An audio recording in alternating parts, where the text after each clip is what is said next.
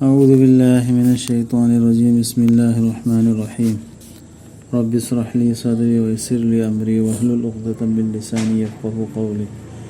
رب زدني علما سبحانك لا علم لنا إلا ما علمتنا إنك أنت العليم الحكيم سورة الرحمن علم القرآن خلق الإنسان أنثوك نتوزال هاي بدو الرحمن کی آرتھنے سے تنبیہ بنی مانا قرآن بو قرآن سے اللہ نے تنبیری سے سیمبی بنی مانا میوئی بابو میسی سو اللہ نے سیمے قرآن سو اللہ نے تنبیہ کر تنبیہ بنی مانا نیدے اللہ نے مابو ngang thok sak tok pa ngang ba sak pa su Allah tambi daw phongdok pa si ngam bang di si o helli si si loina Allah na bayan di phongdok pa do ne ngang sak pa bayan si su Allah tambi ga daw numit amasung thana chatli chapcha ba hisab ta aduga thawa michak sing amasung upal singna khurumjai mangon da Allah da अदुगा आसमान मसीबु थांगतली अल्लाह ना सदा तारी में का मन Khurram no के तंबो निसिना हम साक्षिना सु पाव पासिना सि इकोना येता उगदम के अल्लाह दिखांगे मोय सदा जी कई में कि मान आय तो इली है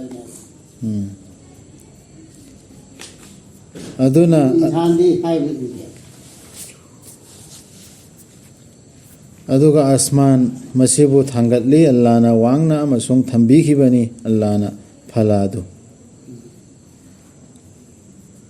फला मन नायना करे त हिंगत हेनबा अमसुंग हनथब नायदना अवार्ड पर लेतना थम्मीने मीजान फला सु फेर सु लेते दुनिया क्या के ना हंदबे संदो पोंतंगा आसमान से दो पोरो जमीन से बोरो ये फेर पार कर लेते मान छनु मोंद चांग मन से मदुदी मखोइना हेंदोक हेंजिन त नखोइना हेंदोक हेंजिंग तौदना बा फलादा इखोइना मियोय बसिंग नसु हेंदोक हेंजिन तौदना बा फला चांग छे आसमान बनी जी हेंदोक के बदी हेंदोक है लो करो सिना ओलु खल चपचाना अमसुंग वाथन बतौगनु फलादा ये फला जे रूपो से जितना करे लूरबा याम अर्थ चेन बा वहाइनी जिके सिसा थरिवा या सिंचिलो हैन खन थागदन अदुगा पृथ्वी थंबी बनी विचार की फला और दुनिया तो तौदु थबसी हैं जिंदा के दो कुदु फला और ओलो खल चपचाना अमसुंग वाथन बतौगनु फलादा अदुगा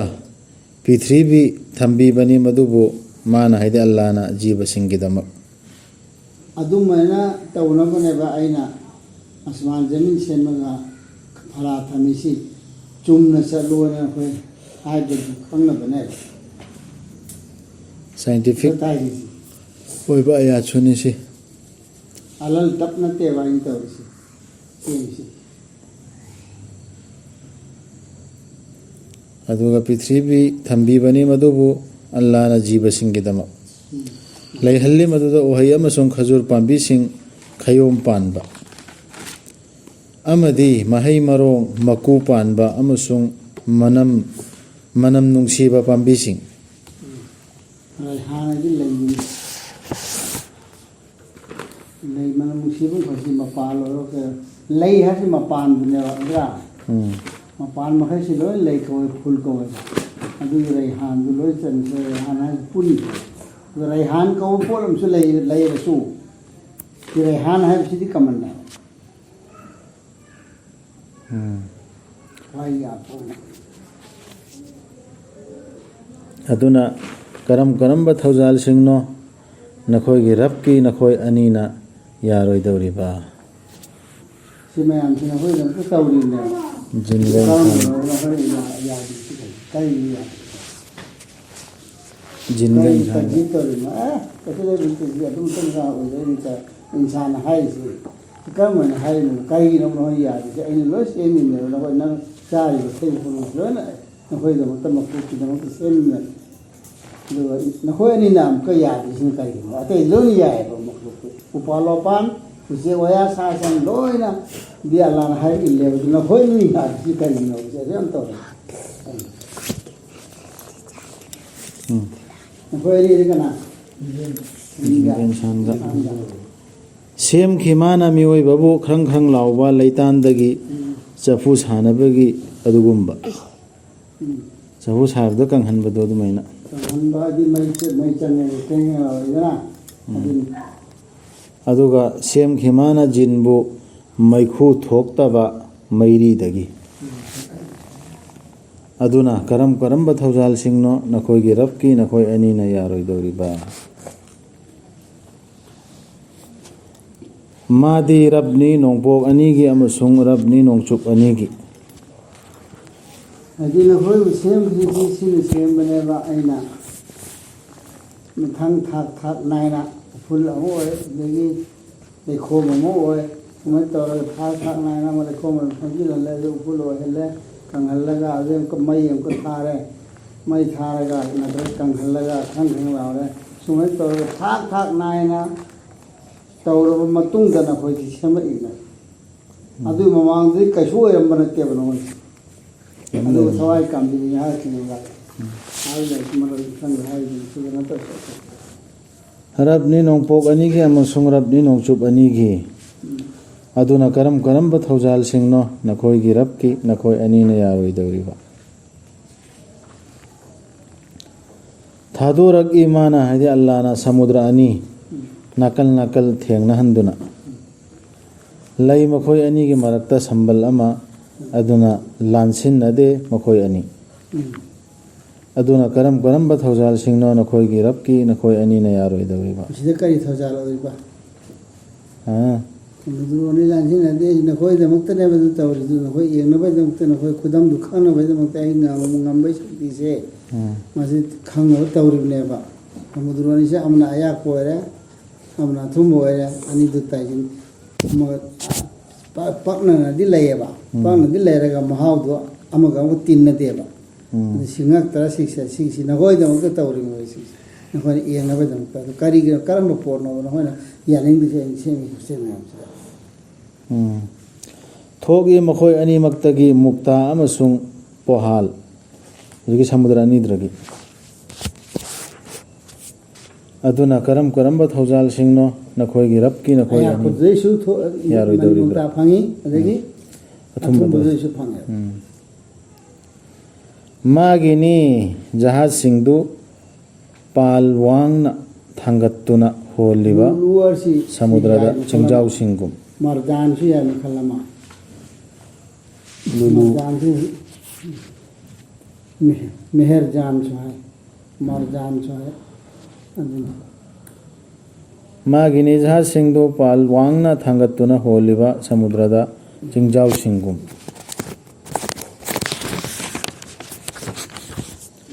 अदुना करम करम बथौजाल सिंगनो नखोइगी रबकी नखोइ अनीना यारोइदोरिबा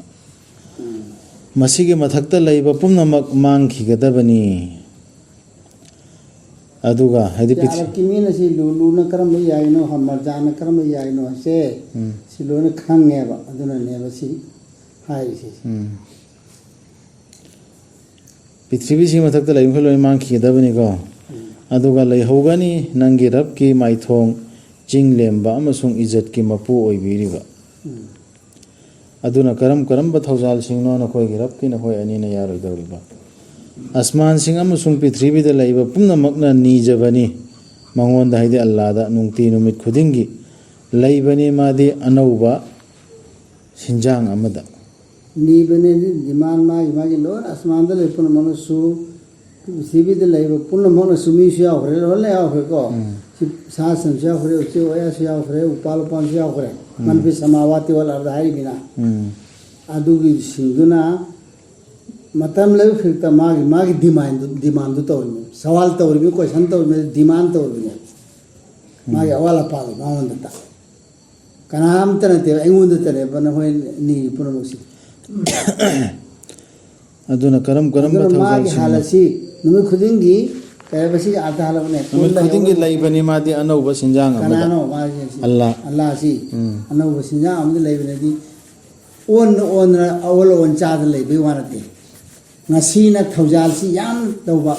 ꯉꯁꯤꯅ ꯊꯧꯖꯥꯜ ꯃꯤ ꯑꯃꯗ ꯊꯧꯖꯥꯜ ꯇꯧꯕ ꯍꯌꯦꯡ ꯃꯤ ꯑꯃꯗ ꯊꯧꯖꯥꯜ ꯇꯧꯕ ꯑꯁꯤ ꯑꯣꯏꯕ ꯌꯥꯏ ꯅꯠꯇ꯭ꯔꯒ ꯃꯥꯒꯤ ꯊꯕꯛꯁꯦ ꯃꯈꯜ ꯃꯈꯜꯒꯤ ꯂꯩꯈ꯭ꯔꯦꯕ ꯅꯨꯃꯤꯠꯀꯤ ꯑꯃꯒ ꯑꯃꯨꯛ ꯃꯥꯟꯗꯦꯕ ꯅꯣꯡꯃꯅ ꯑꯃ ꯅꯣꯡꯃ ꯑꯃ ꯁꯨꯝ ꯊꯕꯛꯁꯤ ꯇꯧꯗꯅ ꯂꯩꯔꯤꯃꯦꯕ ꯃꯈꯂꯨꯛ ꯃꯌꯥꯝꯁꯤꯒꯤ ꯃꯥꯒꯤ ꯎꯄꯥꯟꯒꯤ ꯑꯣꯏꯔꯣ ꯑꯃꯒꯤ ꯑꯣꯏꯔꯣ ꯖꯤꯕꯁꯤꯡꯁꯤꯒꯤ ꯅꯈꯣꯏꯗꯤ ꯀꯩꯁꯨ ꯎꯗ꯭ꯔꯤꯗꯣ ꯑꯗꯨ ꯑꯩꯗꯤ ꯇꯧꯔꯤꯕꯅꯦꯕ ꯅꯨꯃꯤꯠ ꯄꯨꯝꯅꯃꯛꯁꯦ ꯊꯕꯛ ꯂꯦꯞꯄ ꯅꯠꯇꯦꯕ ꯑꯩꯗꯤ ꯑꯗꯨꯅ ꯀꯔꯝꯕ ꯊꯧꯖꯥꯜꯁꯤꯡꯅꯣ ꯅꯈꯣꯏꯒꯤ ꯔꯕꯀꯤ ꯅꯈꯣꯏ ꯑꯅꯤꯅ ꯌꯥꯔꯣꯏꯗꯧꯔꯤꯕ ꯑꯗꯨ ꯍꯥꯏꯔ ꯃꯇꯨꯡꯗ ꯊꯨꯅꯃꯛ ꯑꯩꯈꯣꯏꯅ ꯍꯥꯏꯗꯤ ꯑꯜꯂꯥꯍꯅ ꯑꯣꯟꯁꯤꯜꯂꯛꯂꯒꯅꯤ ꯅꯈꯣꯏꯗ ꯑꯣ ꯄꯣꯠꯂꯨꯝ ꯑꯅꯤ ꯁꯛꯅꯥꯏꯕ ꯑꯅꯤ ꯖꯤꯟꯒ ꯏꯟꯁꯥꯟꯗꯅꯤ ꯁꯤꯜꯂꯛꯂꯒꯅꯤ ꯍꯥꯏꯕꯗꯣ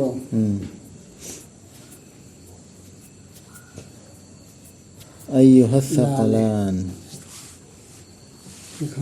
سنفرغ لكم أيها ꯐꯥꯔꯤꯛ ꯑꯣꯏꯕ ꯍꯥꯏꯅ ꯍꯥꯏꯅꯗ꯭ꯔꯣ ꯐꯥꯔꯤꯛ ꯑꯣꯏꯕ ꯍꯥꯏꯁꯦ ꯈꯪꯉꯕ꯭ꯔꯥ ꯍꯣꯏꯅ ꯂꯣꯏꯁꯤꯟꯕ ꯂꯧꯕꯤꯗꯨ ꯐꯥꯔꯤꯛ ꯑꯣꯏꯔꯦ ꯍꯥꯏ ꯈꯥꯂꯤ ꯑꯣꯏꯕ ꯍꯥꯏꯕꯅꯦꯕ ꯁꯣꯝꯗꯒꯤ ꯊꯕꯛ ꯂꯣꯏꯁꯤꯜꯂꯛꯄ ꯈꯥꯂꯤ ꯑꯣꯏꯕꯁꯤ ꯐꯥꯔꯤꯛ ꯑꯣꯏꯕ ꯀꯧꯋꯦꯕ ꯀꯔꯤꯝꯇ ꯊꯕꯛ ꯂꯩꯔꯛꯇꯕ ꯅꯠꯇ꯭ꯔꯒ ꯊꯕꯛ ꯇꯧꯔꯤꯕ ꯊꯕꯛꯇꯨ ꯂꯣꯏꯁꯤꯜꯂꯛꯄ ꯀꯔꯤꯝ ꯊꯕꯛꯇꯨ ꯂꯣꯏꯁꯤꯜꯂꯛꯄ ꯃꯇꯝ ꯂꯣꯏꯁꯤꯜꯂꯛꯄ ꯈꯥꯂꯤ ꯑꯣꯏꯔꯛꯄ ꯃꯇꯝ ꯃꯉꯣꯟꯗ ꯈꯥꯂꯤ ꯑꯣꯏꯗꯅ ꯂꯩꯔꯕ ꯃꯆꯥꯁꯤ ꯊꯕꯛ ꯇꯧꯅꯤꯡꯉꯥꯏ ꯂꯩꯇ꯭ꯔꯕ ꯑꯗꯨꯒꯤꯅꯦꯕ ꯑꯗꯨ ꯁꯤꯁꯤꯗ ꯁꯅꯐꯨꯔꯨ ꯂꯣꯏꯁꯤꯜꯂꯅꯦꯕ ꯑꯩꯅ ꯊꯕꯛ ꯄꯨꯝꯅꯃꯛ ꯂꯣꯏꯁꯤꯟꯒꯗꯧꯔꯤꯅꯦꯕ ꯅꯈꯣꯏꯒꯤꯗꯃꯛꯇ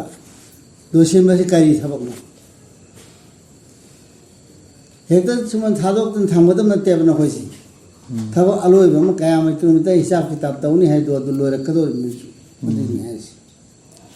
ꯑꯗꯨꯗꯤ ꯍꯤꯁꯥꯞ ꯀꯤꯇꯥꯕꯁꯤ ꯁꯣꯏꯗꯦ ꯍꯥꯏꯕꯅꯦꯕ ꯑꯗꯨꯅ ꯖꯤꯟ ꯑꯃꯁꯨꯡ ꯏꯟꯁꯥꯟ ꯅꯈꯣꯏ ꯑꯅꯤꯅ ꯀꯔꯤꯒꯤꯅꯣꯕ ꯅꯈꯣꯏꯒꯤꯗꯃꯛꯇ ꯂꯣꯏꯁꯤꯜꯂꯛꯀꯅꯤ ꯖꯟꯅꯠ ꯐꯪꯕꯅ ꯖꯟꯅꯠ ꯐꯪꯒꯗꯧꯔꯤ ꯗꯣꯖꯛꯅ ꯗꯣꯖꯛ ꯇꯥꯒꯗꯧꯔꯤ ꯍꯤꯁꯥꯞꯇꯨ ꯇꯧꯔ ꯃꯇꯨꯡꯗ ꯑꯗꯨ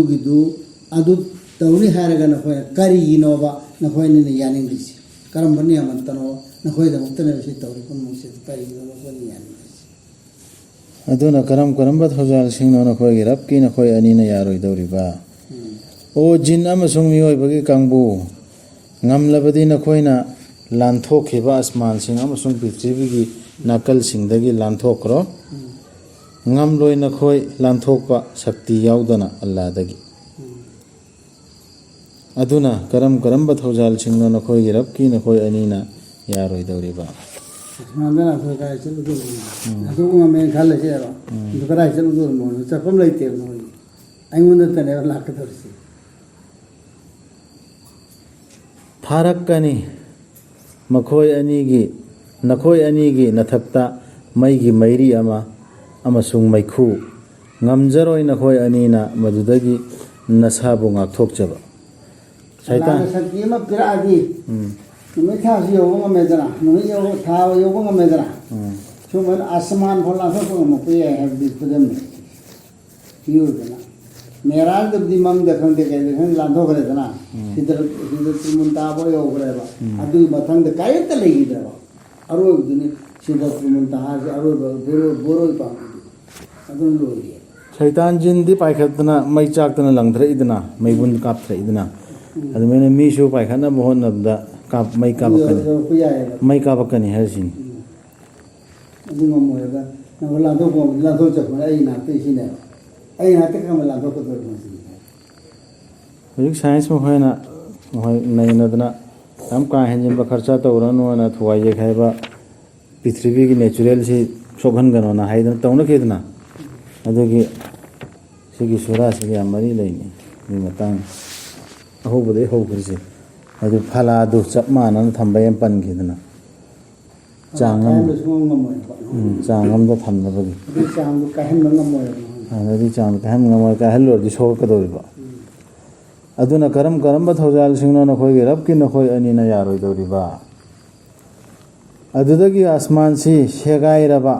ꯃꯇꯝꯗ ꯑꯃꯁꯨꯡ ꯃꯁꯤꯅ ꯑꯣꯏꯔꯛꯂꯕꯗ ꯒꯨꯂꯥꯞꯀꯤ ꯃꯆꯨ ꯅꯣꯏꯊꯣꯛꯂꯕ ꯁꯎꯟꯗꯧꯅ ꯑꯗꯨꯅ ꯀꯔꯝꯕ ꯊꯧꯖꯥꯜꯁꯤꯡꯅꯣ ꯅꯈꯣꯏꯒꯤ ꯔꯕꯀꯤ ꯅꯈꯣꯏ ꯑꯅꯤꯅ ꯌꯥꯔꯣꯏꯗꯧꯔꯤ ꯃꯊꯣꯛꯂꯕ ꯁꯒꯨꯜꯗꯗꯤ ꯐꯖꯅ ꯈꯣꯡꯎꯞ ꯇꯧꯕ ꯌꯥꯔꯕ ꯁꯦꯝꯅꯤꯡꯕ ꯃꯑꯣꯡꯗ ꯈꯥꯎꯕꯨ ꯇꯨꯔꯁꯨ ꯑꯗꯨ ꯌꯥꯔꯕ ꯃꯇꯝꯗꯣ ꯑꯗꯨꯏꯗꯨꯅꯤ ꯗꯕꯥꯒ ꯇꯧꯕ ꯂꯣꯏꯔꯒ ꯁꯒꯣꯜꯁꯦ ꯍꯦꯛꯇ ꯁꯟ ꯃꯑꯣꯡ ꯈꯪꯗꯦ ꯀꯩꯒꯨꯝꯕ ꯁꯥꯒꯤ ꯃꯑꯣꯡꯁꯦ ꯈꯣꯠꯂꯒ ꯍꯦꯛꯇ ꯈꯣꯡꯎꯞꯇꯨ ꯁꯤꯖꯤꯟꯅꯕ ꯌꯥꯕꯅꯤ ꯁꯦꯝꯕ ꯆꯪꯗ꯭ꯔꯣ ꯑꯗꯨꯅꯤ ꯅꯣꯡꯊꯣꯛꯄ ꯍꯥꯏꯔꯤꯁꯦ ꯅꯣꯡꯊꯣꯛꯂꯕ ꯁꯒꯣꯜꯗꯣ ꯑꯗꯨꯒꯤ ꯃꯆꯨꯒꯨꯝꯕ ꯑꯣꯏꯔꯛꯀꯅꯦꯕ ꯅꯨꯃꯤꯠ ꯑꯗꯨꯗ ꯑꯃꯨꯛ ꯍꯪꯕ ꯂꯩꯔꯔꯣꯏ ꯃꯥꯒꯤ ꯔꯕꯀꯤ ꯃꯥꯒꯤ ꯃꯄꯥꯞꯀꯤ ꯃꯇꯥꯡꯗ ꯃꯤꯑꯣꯏꯕ ꯅꯠꯇ꯭ꯔꯒ ꯖꯤꯟꯗ ꯍꯧꯖꯤꯛꯀꯤ ꯅꯨꯃꯤꯠ ꯃꯥꯒꯤ ꯂꯣꯏꯁꯤꯟꯈ꯭ꯔ ꯃꯇꯨꯡꯒꯤꯅꯤꯕ ꯁꯤ ꯀꯔꯤ ꯇꯧꯔꯣꯏꯕ ꯅꯨꯃꯤꯠ ꯑꯗꯨꯗ ꯑꯃꯨꯛ ꯍꯪꯕ ꯂꯩꯔꯔꯣꯏ ꯃꯥꯒꯤ ꯃꯄꯥꯞꯀꯤ ꯃꯇꯥꯡꯗ ꯃꯤꯑꯣꯏꯕ ꯅꯠꯇ꯭ꯔꯒ ꯖꯤꯟꯗ hangba leroy matham mafam da pap matang da hangani hai sawal tawni hai hangba leroy hasil kar haide magi mai loina khangnarani dana kana hangoi se mokoi da hangoi hai metro isip ne basi layus alu hangoi maonda kanada insun janun janadi jinbuneba jindasu insandasu hangaro hai neba to hangani sawal tawni hai si to kari khandarasi hidi mokoida mai man tawduloina phangani pirani adu medi mutunda hangara matta thabu to adun question na adu question ka tawra sajil sa tarne hai hoina adum phangani mai masana khangani hai de to sawal jawab to wila ta leite patam ni sawal dudi mayam unaba to wana sawal di darkar leite ada masana thandam khangjarne lai to puthokna aduna karam ba thaujal singno nakhoi gi rabki nakhoi ani na yaroi doriba masak khangani maral leiba singdu tu makhal lai makhoi gi masada thokpa khudam singdagi phagani makhoi bu lumang sing amadi makhong sing paiduna he makhada haira apsing khangane aduna karam ba thaujal singno nakhoi gi rabki nakhoi ani na yaroi doriba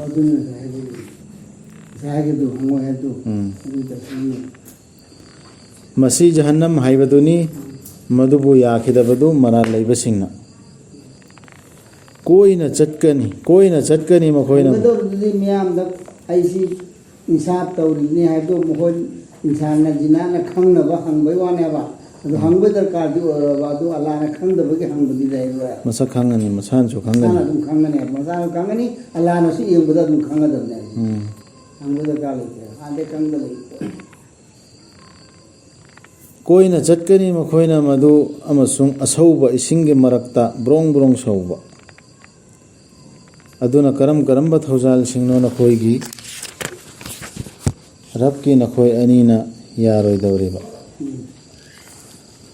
adubu magi rabki mamangda leppa ki jakhiba mahak adugidi laigani haikol ani aduna karam ba thaujal singno na khoigi rabki na khoi anina yaroi dauriba haikol sai yaro do ba se ana hai se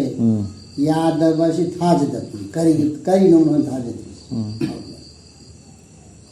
English the kari na hali gam English paide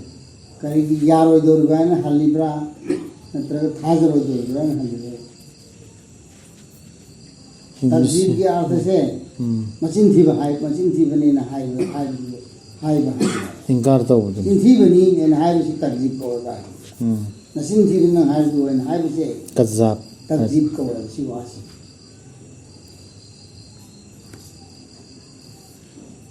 Kami muam hai adana na hadra sinti bani na hai se suman hai si adi do hai am ko ta adu du masdar se rut se tajib ko tajib bani ni buti amma bune ma loin le ba khande allah khande ni khande adu man hai poto adu nasin thi na hai do na hai ba se sigi sibu na yad ba hai pak sanna sandokpa usa sing leiba jannat ki ni ko se arbi urdu de tajib har ga dum khang kare ko ji tajib si ga arth si man sandona hai de ngam te lon da adu hai leite adu na ne yad ri ba na hali Urdu दे तुम तब्जीब तर्जीब हार के तुम खंग नगरे जुटलाना है कर जुटलाना है दो भाई हम तरह तरह खंग नगरे पाक सन्न संदोक पो उसा सिंग लेबा अदुना करम करम बथौजाल सिंगनो नखोय गिरब की नखोय अनि न यारोय दौरिबा अनि मक्ता लैगनी इफुट अनि अचेनबा साइ हैकोल अनि हैखिबु जानदनी अदुना करम करम बथौजाल सिंगनो नखोय गिरब की नखोय अनि न यारोय दौरिबा अनि मक्ता लैगनी ओहै खुदिंग मखल अनि अनि ओहै सिसु मखल अनि अनि लोइन लेगदबा मुपारा मदा मुपाला मदा भाई मखल अनि नि पांगने अदुना करम करम बथौजाल सिंगनो नखोय गिरब की नखोय अनि न यारोय दौरिबा पोथा दुना लैगनी मखोय फमुंग सिंगी मथक्ता मदुगी फिखा सिंगदी तोंखटना मयेक थोकपा मुगा फिना ओइबा हैकोल अनि दुगी ओहैदी नेमना यामथबा फमुंगी फवाइरे पुरुष है फरस की पुरुरे निको फरसदी थारी पोतु फरस दुम ओरो फिदा ओरो थारी पोतु सोफा को ओइबा और दूदोसो तुम फरस हाइनन अदुना करम करम बथौजाल सिंगनो नखोय गिरब की नखोय अनि न यारोय दौरिबा लई इस्तब्रक आइना कौबा पोतो रेशमगी मखल अमन है वसी इस्तब्रक से इस्तब्रक आइना कौबा पोतो मदुना फिखा ओइगने बादुगी मुंबा मुंगुम दुदी अदुदा ना खदन अफमगनी है सोफा दुदा सुने भाई मोगिन हटा सुमन हटा लैगनी मखोय गे मनुंग दुदा मिडियंग चोइदबी नुपी सिंग मखोय बु कनानसु सोखिद्रिबी मखोय गे मांगदा मी नत्रगा जिन्ना अदुना करम करम बथौजाल सिंगनो मखोय गे रब की मखोय अनि न या नखोय गे रब की नखोय अनि न यारोय लोगों से नतरा अदुनबा लेसाबी तेते लावा अदुनबा खंगना तेते लाउदसु दुम लैरदनी ini jangan kalian tahu kan sini ni mungkin paham mungkin ni paham mat tu sambil pun sumpah mungkin hari kan matas tahihil anfusu wa talazzul ayun mit na yang bagai heta nungai raba harau raba jadi thamoi na heta khan thabada kaile hena paham poto thamoi na paham poto adu lor phangani ha tinji levo इसीलिए संतोष कर हाय को वाने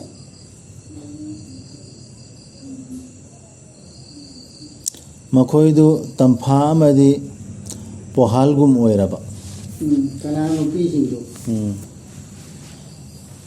नुपी याकुट है सी यायमनी मरजानिया होदना दुसी यायमनी नुपी सिंदु अदरै नुपी गिना Nipah सिंदु अदुगी मसु अदुमेन ओइदौरिम अनि मक्किनि सि अजा मसु पामद्रो इकाय जना पाम दे हैवे वाने बा असे मु पुंगि पामी मत्रो अजुना करम करम बथौजाल सिंगनो नखोय गिरब की नखोय अनि न यारोय दौरिबा करीना ओइगनी अफबगी मना अफबना नत्तना आइना सिपी गदो से करीनो हदा अफबतो दुगी ने पिदो अफबतो दे मना सु अफब फमता नि अदुना करम करम बा तौजाल सिंगनो नखोय गिरब की नखोय अनि न यारोय दौरिबा अनि दुगी वांग मदा अतोप हैकोल अनि अमगा हमको जो अल्लाह ने हापुले जनानी लगो अदु तनतेबा हमको जनल अनि सु भंगनेबा अदुदा दुगी जनल अनि दुगी मनुंगदा इफुट अनि हैकोल अनि